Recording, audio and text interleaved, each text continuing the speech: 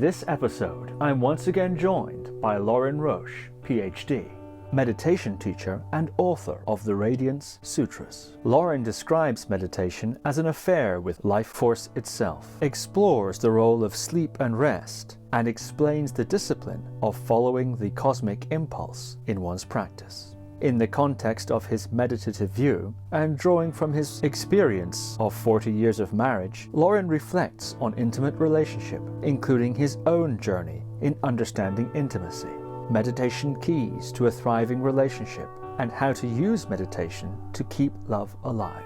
Lorin also discusses Tantric Sex, including the difference between technique and art, common errors and misunderstandings, and the redemptive power of spiritual union. So without further ado, Lorin Roche, PhD. To thrive in meditation, it should, to use the word should, what's a better word than that? It should feel like you're having an affair with the life force, that you're kind of sneaking off to be in an erotic, loving, intimate relationship with prana, with the life force itself, and that you're filling up with everything you need to go out into the world and conquer, to do your thing, to thrive. And that you're receiving from your communion with this flow, because a body is we're always exchanging energy with the environment. That's what breathing is, for example. Every 2 seconds we breathe around 20 or 22,000 times a day. And breath is as intimate as anything can be. This stuff, this air, that's such a substance that airplanes that weigh many tons can fly on it. Breath is substance, and it's our primary fuel. We breathe and immediately the air is feeding the flames.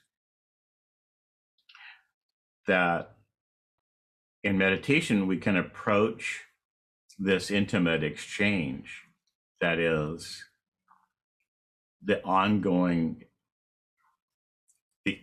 play of energies and substances through our body. And it's all instincts. It's sexual, it's survival, it's power, it's pure spiritual love, it's information, it's curiosity, it's homing and bonding and resting. And that is exactly what meditation is always about. And it's also the most troublesome aspect of meditation, is that we'll have a kind of a junta.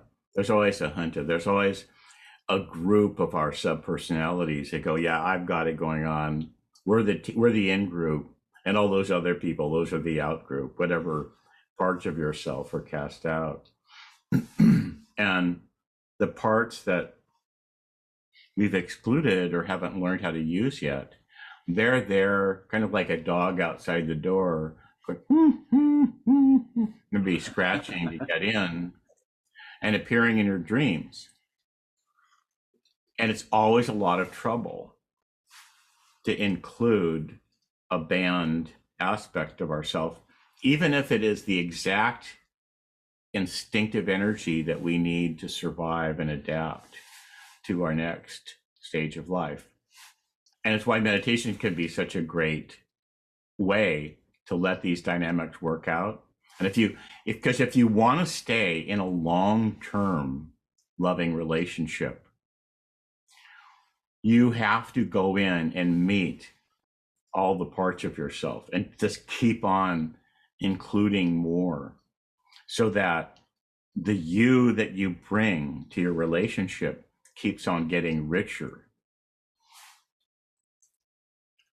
It's in this way, it's more adventuresome to stay in a long-term relationship than it is to be cruising Tinder or Grinder or whatever the app of the day is, and meeting new people.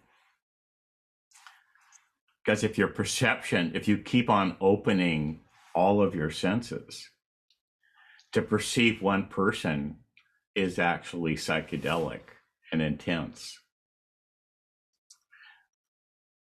Yeah, meditation can be a path of love, adoration, complete surprise, continual astonishment as you open more and more and let your senses function the way that they were designed to. And it's natural. Like if you look at dogs and cats and tune into how their senses are working, it feels like they have superpowers. Like their senses are so intense. They'll put cameras in, well, everybody has cameras now, but saying that they'll have a dog at home and there's a camera that's been running and the person is a mile away and the dog's ears perk up and he runs to the door wagging his tail and a mile away. Like, what superpower here? Is that telepathy? How does the dog know from that far away? Well, we have those senses too. It's that dogs and cats and horses and other animals, they're tuned into their senses. And when we allow our senses just to function the way they're designed, like the world is psychedelic. It glows, it shimmers, and the people we love glow, even if we sing the same person every day for years. Like Camille and I been together 39 years, and it's still startling all day and all night to perceive the mystery of embodiment. And it really helps if both people are meditating to stay in the ayahuasca journey of everyday life. Yeah. It's wild. The meditation traditions, it turns out, started with drinking the psychedelic wine called soma, which ritually prepared with all of this chanting, all these songs, and then being transported by the visions. And then after a while, maybe 1,000 years of this, they decided, hey, let's do these practices that the psychedelic substance, the soma, taught us to incite the body to manufacture its own. It's like, let's do yoga so their bodies will create their own natural psychedelic. That's what the Vedas say, and that predates Buddha. So, well, I talked enough. Let's zero in on what do you got to say? What are you wondering about? What do you want to ask? What do you want to talk about? Well, actually, you've intuited very accurately what I wanted to ask you about. I wanted to ask you about relationship within the context of your life and your meditation journey, and your journey as a writer, as an artist. I'm curious what your journey of relationship has been, meaning your changing understanding of relationship. Where did you start? What were your beginning assumptions in your life? And how did you arrive at the understanding you've just expressed? Well, I grew up in the ocean. My whole family was surfers, and I was gestated on a board or right at the edge of the ocean at these little surfing beaches in Southern California. And then I used to go out on my dad's board when I was like 1.5 years old. The beach was our living room. So one of my first memories is crawling around on the sand, and I see my dad The boards in 1951 were these huge things. See, my dad, he paddled out right beside me, and I called out to him, and he looked back and then came back and got me, and then we went out on the board. So my first relationship really was with the ocean. It was all I cared about, was being in the ocean, and body surfing and surfing. And that really everything else was like way down on the list. And I was one of 4 boys in my family. I have one older sister. So there was really this herd of boys as far as the family was concerned. There's this herd of boys, and we were just allowed to run free. And so, and the attitude in the 50s, you'd be arrested today if you raise kids this way. I mean, but this is the attitude in the 50s was just like, don't come home until it gets dark. It'll be, don't get injured. We don't want to be bothered to take you to the vet or whatever. The don't get injured. We lived in Malibu, and the doctor was he would ride his horse over and make house call. But he was kind of a drunk and a great character. But it's like, don't get injured. And when you raise kids like that, they often don't. Like, my knees were always scratched. You know, it had a scab on them like little boys do. But we just ran wild up and down the cliffs. And so you just go home and get food and then go back out. And I didn't really become alert to relationships until I started meditating, when my senses just popped open. And yeah, I didn't know anything. I mean, I was really emotionally, I think I was about as ignorant as you can be. I mean, I was like really dumb emotionally, like no comprehension, not tracking. And we'd tend to move whenever I was getting established and really in a groove. We would move to a different little beach town, and I would just be a stranger. So I tended to not have any friends at all until I was about 18. Like in 1960, my dad and I spent the summer in Africa hunting and filming, and I was fishing. So at age 10, I was a really good shot. I was a good hunter.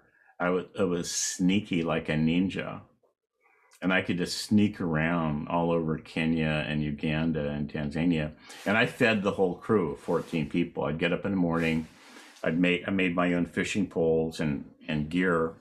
And I'd go out, and by 10 or 11 in the morning, I come dragging back all these fish that I caught in the rivers nearby. And then I'd give those to the cook. And then in the afternoon, I'd go out hunting for these turkey-like birds, and I'd bring back 3 or so, just feeding 14 people every day. It was just and it just felt normal and natural. That's the way I was at age 10. And then at 11, we're back in age 11, we're back in Malibu, and had this 45-minute bus ride from Malibu into Santa Monica. So I'm at 11. I'm in this big school, Lincoln Junior High School, and I'm just completely insecure.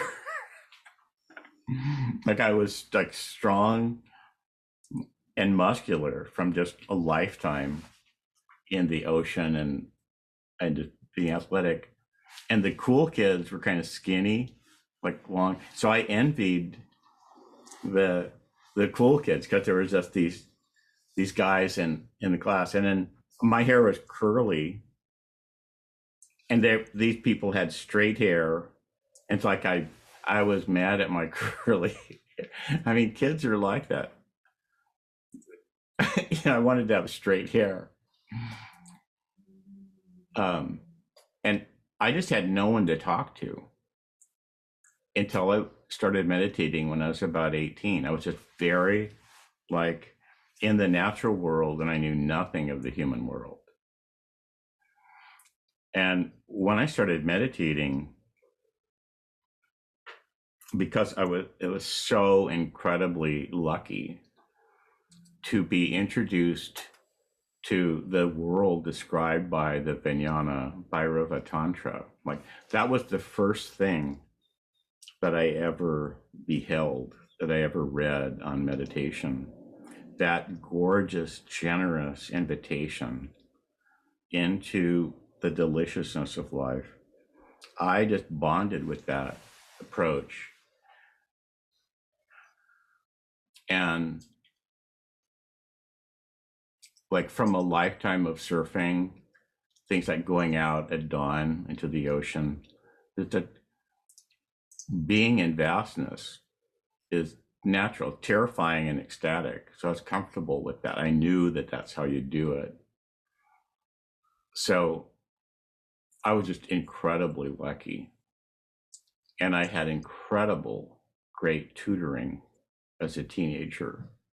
Like all those geniuses that founded Esalen, Aldous Huxley, Fritz Perls, Ida Rolf, George Leonard, Abraham Maslow, their thought, I had access to their students.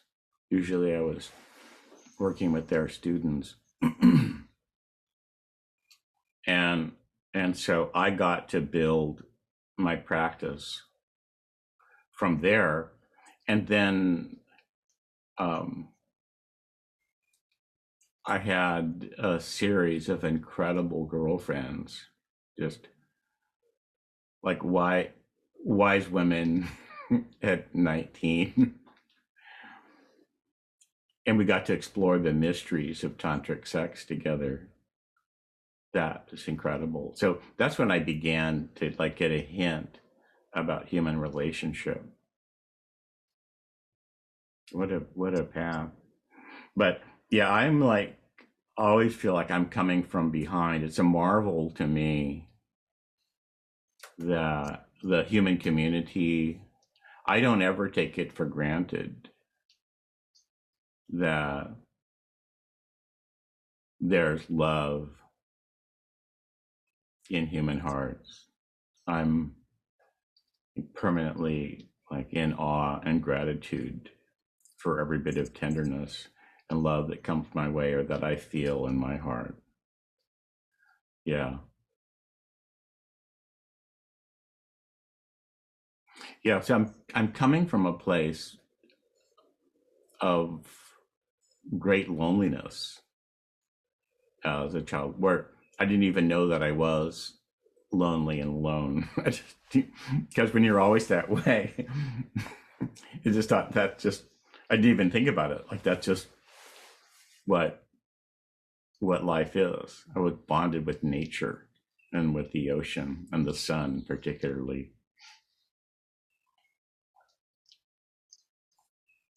Yeah. So I'm always feel like I'm learning for the first time how to be human.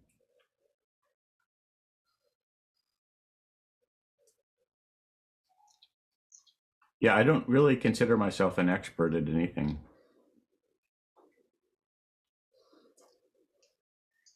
I'm on a path of wonder and learning every day. I did though. I feel like I set my intent. Like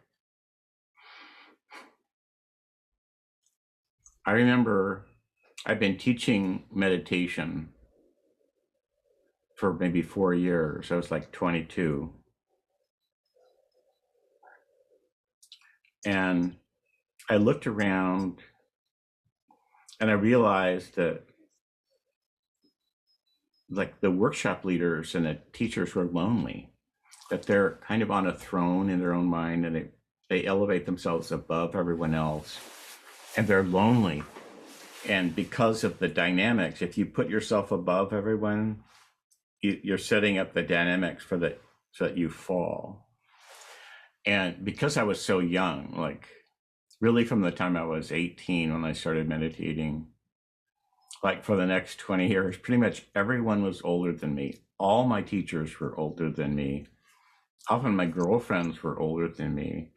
My students were mostly older than me, except most of them. I taught in junior high schools, in high schools. I started teaching meditation in not elementary school, but junior high school and college. And because I was younger, a lot of the older people would confess things to me that they probably didn't even tell their therapist. It would be like, kid, don't let this happen to you. And then it would give me like a snapshot of their whole life. So these older meditation teachers and therapists type people would share their stories with me. And I set my intent on having an equal relationship with the woman, and like together we would teach. Actually, that somehow that intent formed, like I want to have a relationship, like a love relationship that's also a friendship, and it's based in equality. And it's not this attitude of superiority like I see all around me, where like the men in particular treated women as disposable. Like they would be with them as long as they're subservient, and then dismiss them. Yeah. And so maybe I was 23, 24, when that very dangerous impulse arose in my heart, and I committed myself to that path. I'm going to learn how to do that. How do you have a relation? How do you keep relationship where you're keeping love alive? How do we use meditation to keep love alive and flowing so that you don't take the other person for granted? So they don't become a tool that you're using, that you stay in that mystery of love and awe. You stay like in deep gratitude that this other person is choosing to share their life with you, to share a day with you. How do you live that? Because it's actually implied in the Radiance Sutras, in the Vijñāna Bhairava Tantra. Because it's framed, the teaching is actually framed as a conversation between the goddess and Shiva. So the whole presentation of meditation practices, which are called doorways to the soul, is presented as part of a love flow of play. It's a conversation between lovers. And the idea there is that when you're meditating, the actual practice of yoga, meditation, is a conversation between lovers, between your embodiment, which is trillions of cells, and even if we use yoga anatomy, tens of thousands of little tiny rivers and vortices, and this magnificent creation that we're part of. That meditation is itself an intimate conversation of co-creation. That's the meta message of how the meditation instructions are even framed.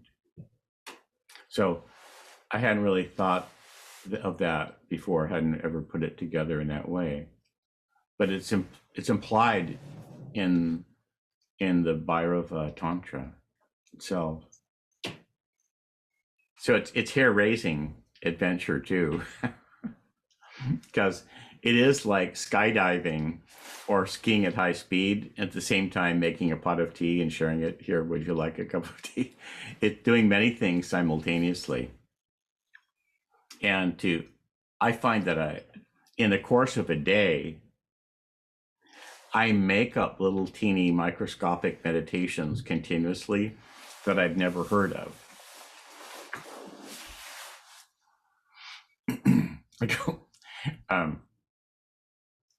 One day I was standing at the kitchen counter in the morning, and I tend to get up at 4, and I'll come stand over there and write. And so by 9, I've had a whole day. So Camille gets up usually around 8:30 or so.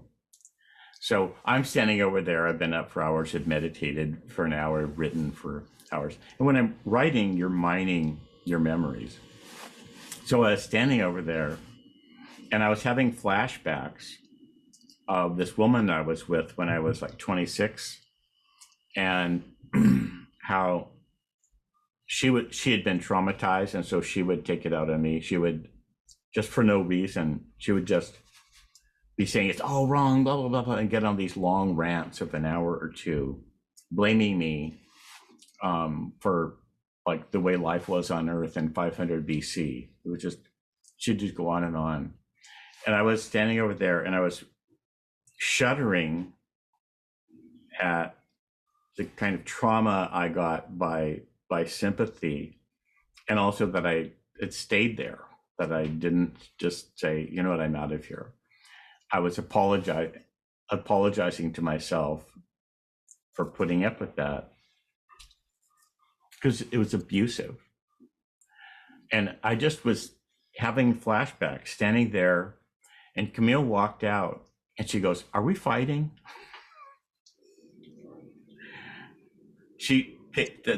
I was giving off an energy field of conflict. She just had been meditating, and she walked out and she goes, "Are we fighting?" And there have been other times when we didn't catch it soon enough, and like some flashback I was having spilled over, and we would like fight about something, and it wasn't even anything real.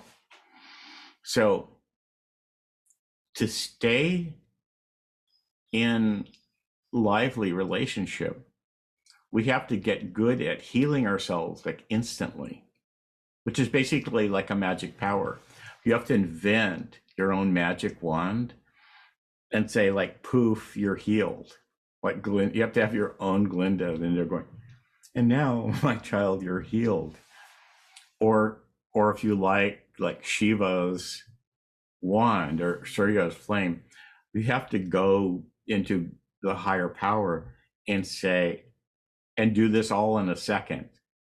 Like, heal me right now totally, so that my present moment doesn't get sacrificed because years ago someone was in pain, and I was in pain. And another thing that we find, Camille and I, is that you can't ever say, you always, the thing that comes, there's that thing you do.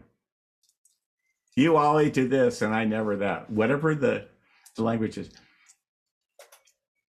it's like you can't hold on to the past. You have to heal yourself from the past very totally. And in this way, it's like what people do when they're climbing cliffs, where it's scary, and so there's this attention becomes very zen. It's realizing that each moment is so precious, and that you have to summon the forces of the universe to heal you right now, so that you don't betray your love. So in some ways, moment to moment, if we really want to stay in fresh perception, it's very much like jumping out of an airplane or skiing at high speed or surfing or any sports that we love. There's an intensity, and you have to summon everything you can to bring your absolute best self to this moment. Yeah. And that's wonderful. It really is. And so it means in a way that you have to use meditation as a substitute for any drinking or drugs that you want to do. You have to demand of meditation that it tune your nerves and your hormones so that you're so full of bliss and the joy of life that it's kind of spilling over. You have extra to give away. So that's what I'm learning. I'm just making it up as I go along, you know, coming from, I think, really like knowing nothing, just being kind of a dumb, lonely nature kid, and letting this path of meditation and the marvel of relationship teach me day by day. I'll say this, I surprise myself almost every day at the psychedelic intensity of reality, like what it actually means to be here. And I go a bit further every day into the power, the simultaneous like power, joy, incomprehensible vastness of how we got here, how we are here, how we're sustained here moment by moment.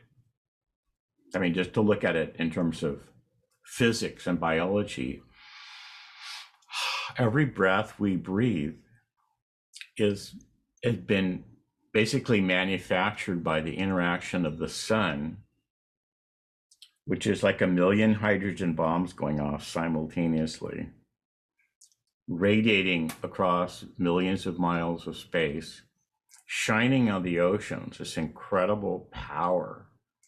And trillions upon trillions, trillions of little tiny beings in the ocean absorb the energy from the sun and crack water, and which is H2O, it's hydrogen into oxygen. They breathe out oxygen, and that's what we're breathing in right now. So we're breathing in the sun, and we're breathing in the oceans of the world, and also all of the lakes. That's what we're breathing. And this breath is feeding trillions of tiny fires in the body, because a cell is a little teeny furnace burning oxygen and glycogen. So I keep being more and more amazed by what it is to be alive. And that's nourishing. Being aware of how this dance of the sun and the earth is nourishing us continuously. That relationship is powerful, more and more powerful to me. I'm learning to not take it for granted, and bathing in that, which I need to, when I bathe in that every day, just soak in it, it tunes my senses to really be my best self here moment by moment. And so I need to be in relationship with the solar system in order to handle the intensity of being with one woman year after year, and having it be so fresh that it's as much that I'm aching with love at how great it is. So that is really wild. And I'm learning about that all the time, that I need to be in immediate sensory contact with this whole solar system for the sake of loving this one woman right here and getting through the day. And that if I don't do my inner work, it's like the day, it doesn't sparkle as much. It's not as much fun. And this is what meditation's really like for me. And the meditation world is odd in that there's so many people sincerely wanting to meditate. Just there's hundreds of millions of people really, really wanting to learn to meditate and integrate it into their life. And yet the map they have of what meditation is quite inappropriate for their lifestyle. But for a responsible person, if you have a to-do list and people depend upon you, then even the idea that your mind should go blank is toxic. Just forget about it. You want to celebrate every thought that ever flows through your head. Like, oh my God, how great that I have thoughts. Say you're meditating and you remember something to call somebody. How amazing that my memory works. Thank you. Like, how amazing that I know people. How amazing, how wonderful that there's people that depend upon me. Like, say you're meditating and you're thinking, like, I need to buy a new water bowl for my dog. It's like, how wonderful that there's a dog that loves me and that there are water bowls. There are water bowls in the world. If you're a kind of person that's in relationship and you have responsibilities, every single moment of thinking about that is a blessing. It is your mantra. And so you give up this idea that my mind is wandering. If meditation is a celebration of prana, you're bathing and tuning prana, then everything that you think, every thought, every sensation, every plan that you're making, you're thinking, must go shopping and get this, that, and the other thing. That's outflowing prana. It's just another form of prana. So if you want to thrive in meditation, every impulse, every emotion, every sensation, every thought is a form that prana is taking. It's a form that your intelligence is taking, and just love it. Just adore it, because it'll come up and it'll need a little bit of attention and then it'll go. So it's flow. Meditation is the practice of flow and rhythm, and learning to love that flow and rhythm more and more. It's a practice of love. Well, I'll pause here and you ask away if you have time to continue. Yes, I'd love to continue. Yeah. You mentioned Tantric Sex. You mentioned that. It's another area full of, let's just say, different interpretations, different ideas, much like meditation. When you think of Tantric Sex, what do you think of? What's your orientation there? What is Tantric Sex to you? And I have, some more specific questions than that, but perhaps that's a good place to start. Well, it's going into lovemaking and basically just using the skills of meditation to let the energies build and build as much as you can tolerate, so that the joy, the intensity lasts as long as you can handle it. And then either with any peak, sort of transcending on each peak. Now, transcending doesn't mean going beyond the body, it means going into the dissolving into the energy, becoming one with the energy. And including, so the peak could be, a wave, and then building and then building and building. And so that in orgasm, there's a complete, like total cellular release, so that every cell of the body merges with the life force. So we've all felt something like this, that the body turns into light and delight. And so there's both juice and fire. And everyone's felt that to some degree, even if it's very localized. So it's letting that intense joy that might just be focused in the genitals take over the entire body and even the field around you, and then wrap up both lovers, or whatever your configuration is. So it really, Tantric sex is going into that which we all crave, which is to experience merging and union with the life force, just going there all the way.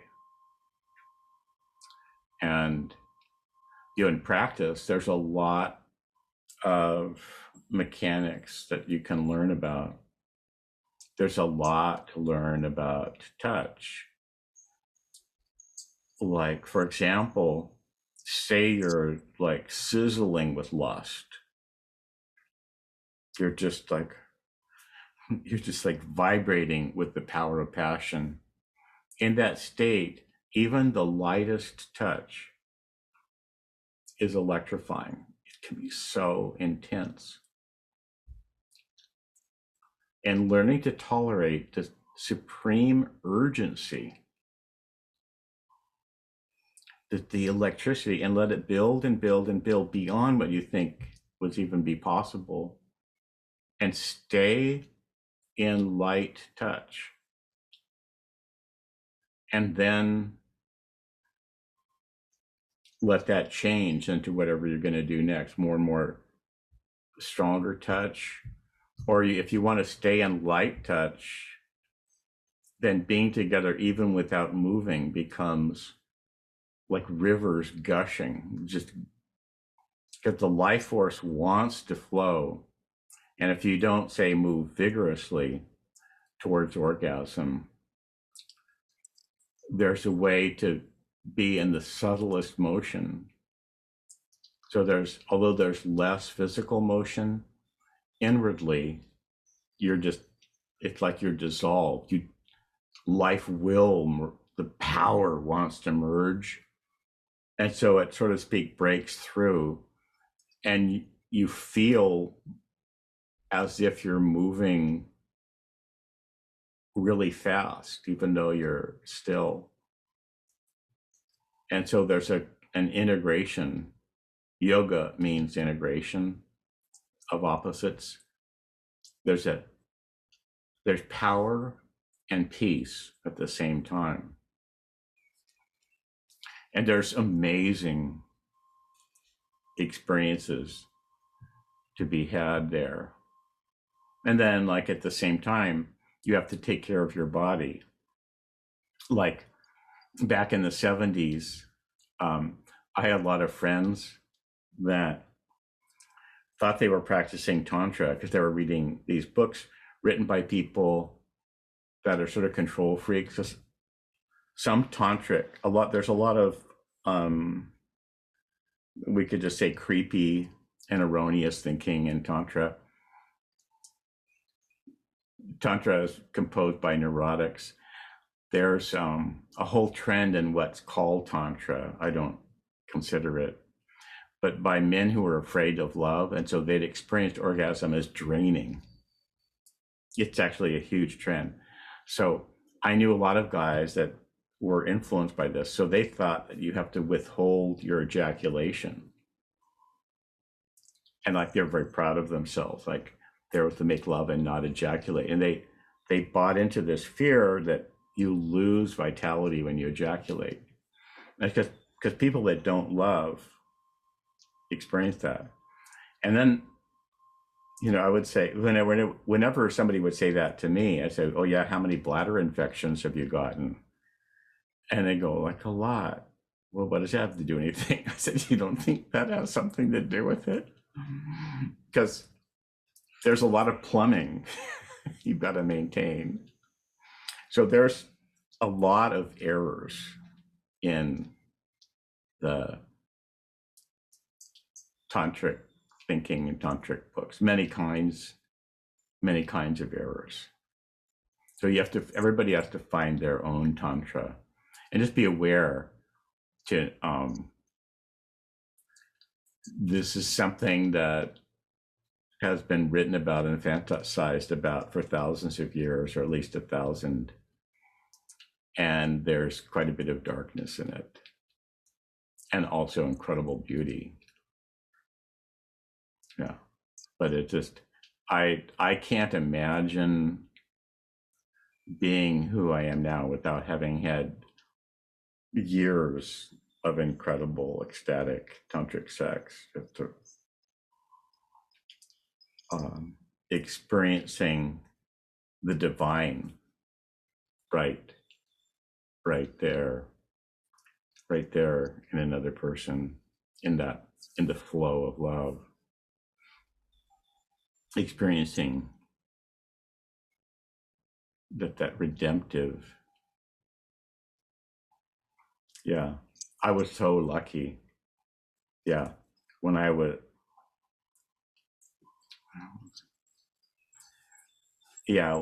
20, I met kind of a tantric goddess. She was 19, and later she became a really famous tantra teacher, and she's just a genius at lovemaking. Just luck. So to practice tantra, first you need a really satisfying meditation practice, and a healthy, happy relationship with nature. It's like you need to dance, or something like dancing. Could be wandering in nature, any sport, ocean sports, anything where you move your body joyously to exhaustion. You need that. You need then the opposite of total relaxation. Total, like where you get exhausted and then say lie down and surrender to the earth. You need to have caught up on your sleep. So otherwise you'll fall asleep in total relaxation. And you actually need to have done a lot of work on your to-do list, so that when you're really relaxed, your mind doesn't wander. Because if there's anything unfinished, any conversation that's unfinished, when you enter into the sacred temple, when you're entering into the intimacy with your own life force, anything unfinished will come to mind. And you don't want that. You don't want you're with somebody, another person, and you're both falling into love. You don't want to, oh, my friend Joe is mad at me, or I didn't pay him back that $20, or he owes me $20, or my dog is mad at me for not taking him for a walk. You need to be all caught up on your to-do list, which can take a lot of work, a lot of journaling, kind of Marie Kondoize your inner life. That's much more important than anything else at times. And it's actually all there in the Ashtanga model. The Ashtanga means 8 limbs. It's not steps, it's limbs. So the yama and niyamas relationship, you have to tend to the wholeness of your life simultaneously, so that when you want to be in this vibrancy of a powerful relationship, all your other relationships are taken care of. You just wrapped them up. And that is actually, I think it's harder than the mechanics of tantric sex. It's living so clean that, like, you never promise to do anything that you're not going to follow through on. You never say yes if you don't feel it, if you feel no. And make sure that you say yes to the things that you need to say yes to. To practice Tantra, you need actually to move through your life with such zen that you're really approaching each relationship and, as much as possible, finishing it, and then knowing where you're at with each relationship and being complete. And that is actually, I think, much harder than everything else technically to do with tantric sex. It is. It's staying so clean that you're really like attending to all of your responsibilities. And it might mean radically simplifying your life. Yeah, that's much harder technically. And it's really important to say no when you need to say no. Because we all crave that ecstatic merging of sex, except for people that are asexual. We don't know what percentage that is. And I haven't interviewed enough people like that to even have a hint of what their desire nature is. We all crave that. It's that Tantra is an intensity of electronic relationship that our bodies are capable of, where sexual desire and spiritual desire are merged into one, and the entire body, all of the chakras are lit up and flowing the way they love to and crave to. And it's a field of relationship. And so by nature, our attention is called to anything unfinished. And so when we enter the temple of love, it's like, oh, I forgot to pay that bill, or that, I have to apply for a new passport because we're going to be traveling in 6 months, and they have a backlog. Whatever you want to have already taken care of all of your to-do list to the point that you know what you're not doing. That you're just up to speed with your action flow. But that's actually for us modern people, there's a couple of obstacles. One is that we have complex to-do lists and that they need to be maintained. And you can get to the point where your mind is empty.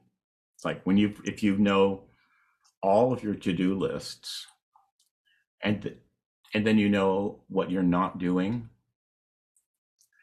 your mind can just completely be uncluttered. And the other is you have to be caught up on your sleep and relaxation time. Like, most of us have a sleep deficit because of the electric light. And so bodies don't function properly when they don't get enough sleep, which is often like 8 hours a night. And it's not negotiable. Everybody has X number of hours of sleep. You could just look up whatever the average is, do your own research. And it's just not negotiable. And it includes dreaming time. And the weird thing about sleep is there is no drug you can take that promotes sleep in its full glory. Because in what we call sleep, we alternate between sleeping and dreaming and sleeping and dreaming. And so the drug that might put you into deep sleep will most likely interfere with dreaming. And so your brain won't be able to function normally because you haven't had enough dream time. So that's the other hard thing about technically practicing Tantra is being totally rested. Meditation is completely different if you're totally rested.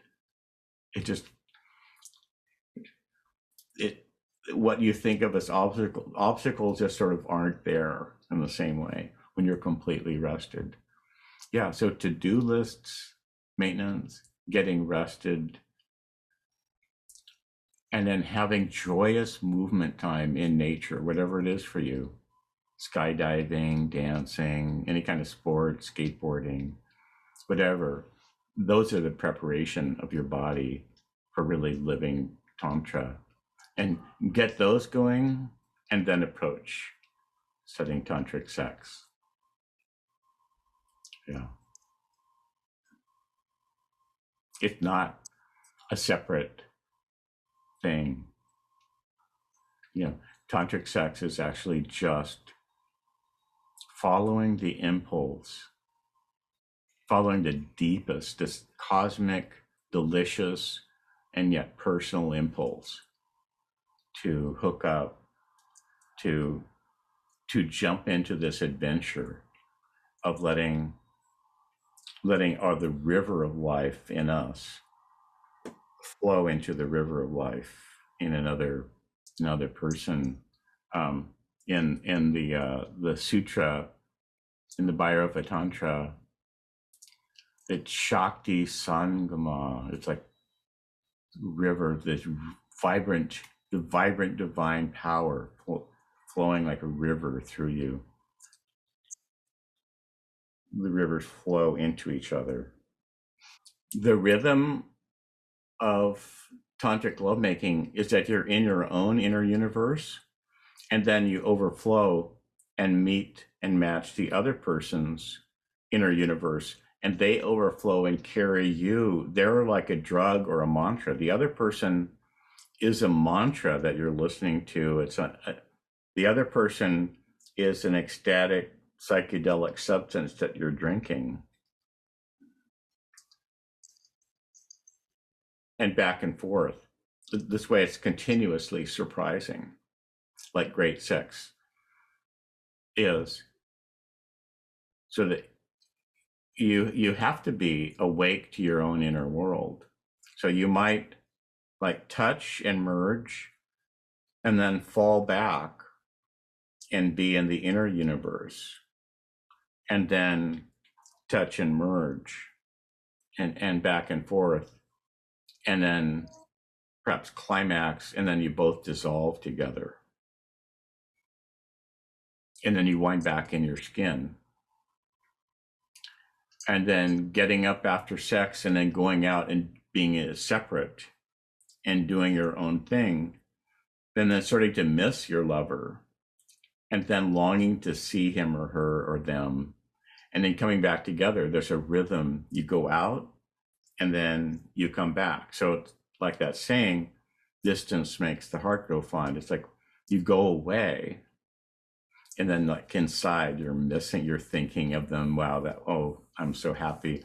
I miss them. Oh boy, we're going to have dinner, we're going to go dancing, or we're going to snuggle, whatever you think. Going away and then coming back, that's the rhythm of a relationship. Even when you're together, joined, you go in and out. In yoga, there's like basically a science of the senses. Meditation is sensuous experience. It's not mind per se. It's senses. It's through the senses that we even know what we're thinking, what breath feels like. And in yoga, there's a science of levels of perception, that every sight, sound, touch, smell, taste, thought, every perception, there's the obvious level, and there's like in a quiet inner level, like we could think of a sound, like when we have a song in our head. And there's a level deeper than that subvocal hearing, that's just pulsations And there's a level where it's actually luminosity, where that song is a vibration in matter, and it glows and it vibrates. And then there's a level of that song in your head that's also the space-time continuum. It's as if it's a hum, but it's a hum of silence. And that's called the 4 levels of sound. And a lot of yoga training, it's just riding that elevator up and down, traveling, setting your attention free to go from, say, if it's sound, like a word, Om or Buddha or Om Mane Padme Hum or Om Namah, to a quiet inner sound, to a pulsation, the luminosity, to where you're actually perceiving the world that sound comes from, to merging with that Buddha impulse permeating the cosmos that gave rise to it. That's the yoga of sound. And you can learn to do that with every sense: touch, vision, smell, taste, movement. So, like some people's meditation is maybe eyes open and in movement, or eyes open gazing at nature, or watching the horizon, or looking at the ocean. It's not relevant for some people to close the eyes. But any sensory pathway you take, meditation is setting your attention free to go from this world of like the ordinary level of perception to perceiving the within of things. And it's ecstatic to do this. It's a joy. It feels like the perfect massage. And we love it, just like your cat or dog. They come over and they just love being touched. Yoga meditation is powered by our craving, our instinctive craving to be in the fullness of our own embodied experience, so that we're seeing not just like the outer light, but the inner light. We're actually experience our body as a glow with light, and then our own glow is part of, like, it's akin to the sun shining and the stars shining. That when we're listening to the sound of a mantra, that it starts to feel like the music of life and like the hum of our atoms vibrating, which is the song of the universe itself. And then the seeming silent, for lack of a better word, space between the atoms. Meditation is setting awareness free to range and explore wherever it wants to go in all these levels. And so that is the basic training for Tantra. So that with any touch, if somebody is like kissing one of your erotic zones or teasing you, or you're building towards orgasm, that you're able to feel the total intensity of that incredible stimulation, where there's just a million nerve endings firing, and you're able to go into the energy itself, and you actually you become one with the genius of life that created all this. And that this is a specific skill that yoga meditation trains you in. It's in slang, it's not a good word, but it's called transcending, where you shift between levels. You can dive into any impulse, touch, taste, smell. And inside that sense perception, you go from the way that it is, the way that if you don't meditate, you'd experience it, into this taste of the genius of the universe.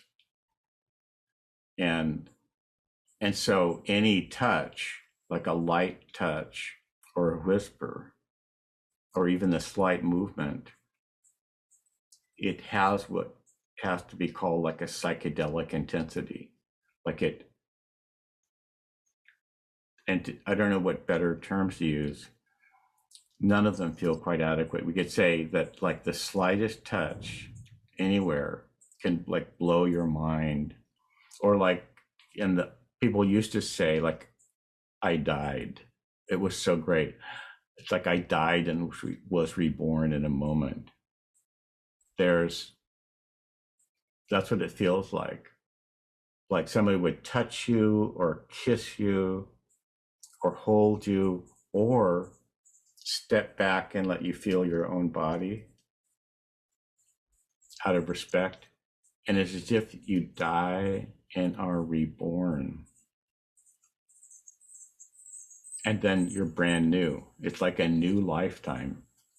Like you would need a new astrological chart from that moment on. So, and to be that way, it takes everything. I mean, it's like, it takes everything you know how to do. So the techniques and the mantras, they're beautiful and amazing. What's there in the technology of Tantra. But to make it work, you have to do all those things. You have to clean up your whole life and be rested. Yeah.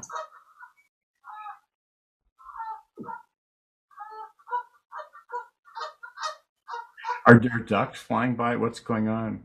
Ducks or dogs barking? Yeah, there's some ducks out there on But how outside the beautiful. boat. Yeah, they're having some sort of conference out there. I don't know, or maybe they're agreeing with The ducks what are we're saying. agreeing. They're going, yeah, we know that. We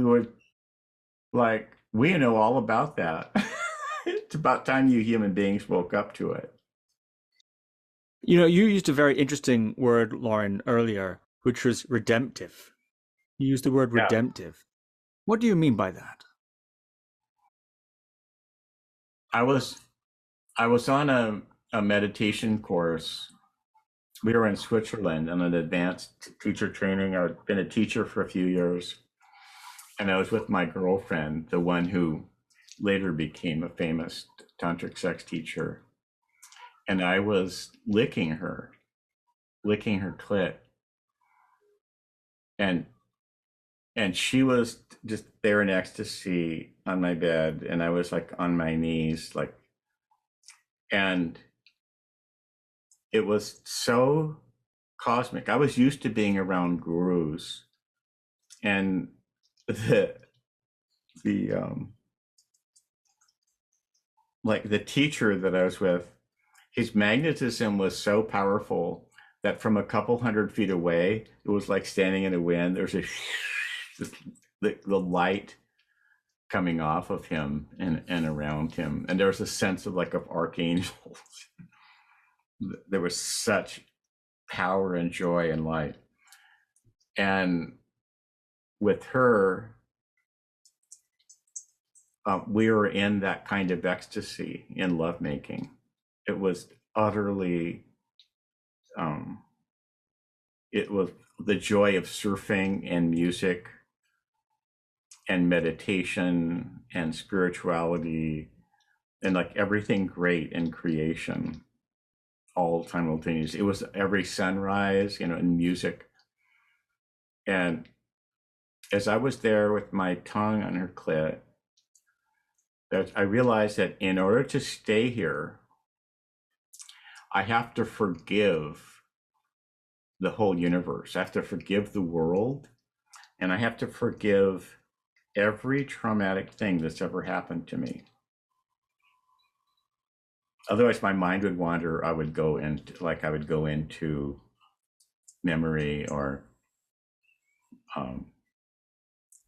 because experience of that totality of love causes healing, and any heartache you have to rise. And there's this great quote from this black baseball player, Sage, what's his name? Satchel Paige, Satch. He said, "Love like you've never been hurt." In a split second, I realized, in order to stay here in this ecstasy, I have to absolutely, in every cell, like totally, like forgive the world. And I did. And there's lots of moments like that where each moment will require that we could use the word surrender. It's not quite perfect, because at the same time that it's surrender, it's power, it's overcoming. And to surrender the entire world and let everything in the past like be dissolved. Like, let it be, yeah. Let everything be dissolved.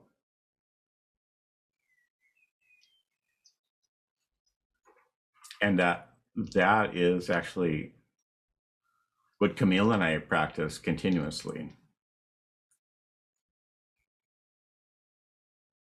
Yeah, I wrote about this in my previous website. I used to have like this 3,000, 4,000 page website at lorinroche.com.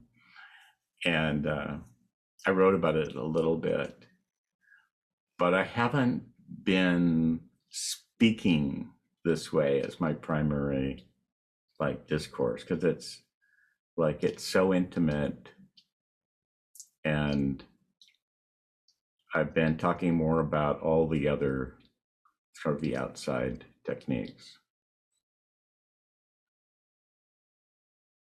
But that's something that I learned in that moment, and I had been prepared for that by a couple of years of really intense meditation and lots of Rolfing at Esalen, lots of deep tissue body work.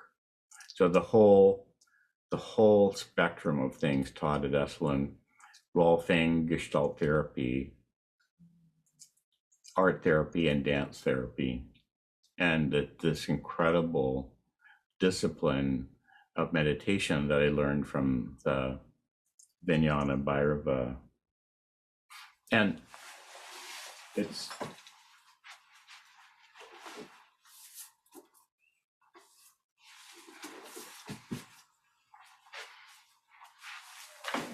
yeah, it's all in here.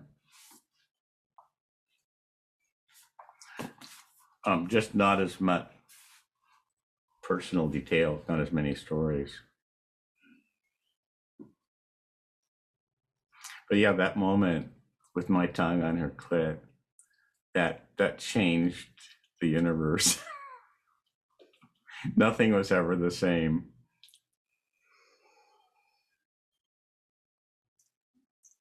Yeah, I after that, it actually took me about 3 years to sort of come down, because for the next few years, I had very few thoughts because I had completely forgiven the world. So I would just, like, when I meditated, I would have like half an hour of complete mental silence.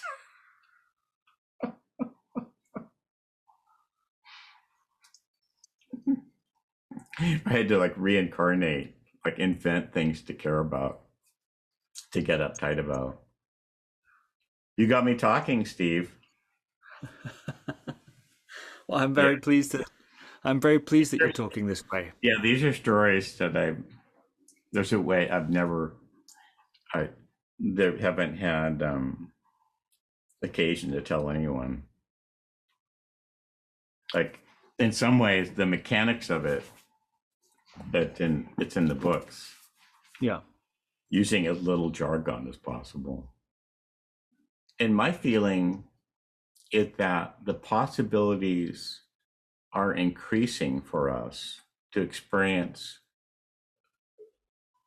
the body as love, the creation as love, its consciousness as a loving embrace of creation. That at the same time, that in some ways our world is the least meditative probably the world has ever been. If you watch people move around and you think about the changes, it used to be someone would walk outside and, like, say they would smoke a cigarette or something. People used to like walk outside, they would like look at the horizon and then sort of light a cigarette, which is kind of the devil's pranayama. And they'd have it's the devil's pranayama. They would have a little moment. They would just sort of look at nothing and feel the smoke entering their body. It's like a perverted ritual. Like the Native Americans used to smoke tobacco as part of their rituals. It's like incense. Now no one has a quiet moment anymore. So in a lot of ways, we're the least meditative probably than anyone has ever been. By compared with us, like say people of 200 years ago, everybody had to practice a lot of mindfulness because you just had to watch where you're going. Like nobody is more mindful than a hunter, than someone who's stalking through the wilderness, especially alone and aware that there's animals around that might want to eat them. Like nobody's more mindful than a primitive person walking in nature. And so on one hand, we're incredibly inattentive to our senses. And so I think to compensate that, we're being dosed with magic from the inner world. I think there's a compensation. Yeah, and that's what we need to wake up to, is to invent the meditation practices that work for our body. Yes, and that gear shift that you're talking about, that you talk about, that meditational opening up or opening in, as the case may be. Great, like it, opening in. That's a great phrase you coined. I've never heard that, opening in. When you're meditating, just that period of time, whatever it is, 20 minutes, 30 minutes, the rules are slightly different. The meaning of your content, the semantic content of your thoughts does not matter. If you're attending to the electricity of the thought and the sensation. So you can be feeling intensity, you can be restless, you can be urgent, I got to get up, got to do this, that, the other thing. That's all fine. It's the slight shift in that you're not policing your thoughts in any way. And it's not just witnessing, there's a range of attitudes of witnessing, being interested, feeling, investigating, welcoming, loving the current of excitement itself. So if we think of meditation as savoring the current of excitement, savoring the thrill of aliveness, that's actually a better definition of meditation. Check it out. Like if you think of the simplest, most universal meditation, which is attending to the flow of breathing, well, what is breath? Breath is breathing in this fuel, this power source called oxygen that fuels the trillion little teeny fires that make up the body. So breathing is power. Breathing is the thrill, the electricity of aliveness. And when you approach meditation in that way, then you get serenity as a side effect. You get an inner balance and peace from welcoming the wildness. And that works. That's been tested and it works. This has been such a marvelous conversation, Loren. Thank you so much. Thank you, Steve. Oh, good. It's my pleasure. We could go on and on, I think, doing this. So we'll do it again soon. You've got a teacher training that's just begun or is about to begin. Can you say something about that? Just beginning, and registration is open. Yeah, I started training meditation teachers about 50 years ago in 1972. And over the time, I've just developed and perfected the methods.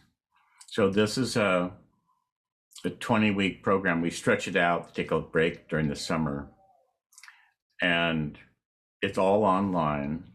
And there are some online things you can come to. You can come to Esalen in Big Sur, Kripalu on the East Coast if you want. But it's all online and interactive, where we meet in large groups, and then they break up and you meet with one or two other people at a time, and you practice teaching each other.